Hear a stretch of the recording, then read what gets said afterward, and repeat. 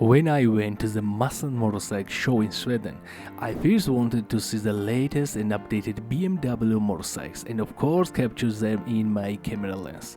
And I wasn't wrong about that, because BMW Motorrad in Stockholm present its latest and very interesting models, of which the R18 caught my attention.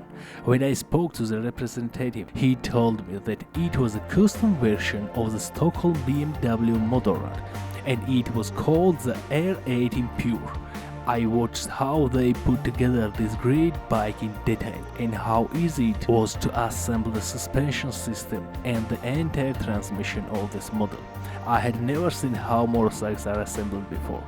As for the R18 Pure, it's the same standard R18 as the serial model, only with a special color and so-called first edition elements. I will not talk much about the technical side of this model because my subscribers know what they are dealing with, and you will see the rest of the information about its technical characteristics during the course of the video in form of titles.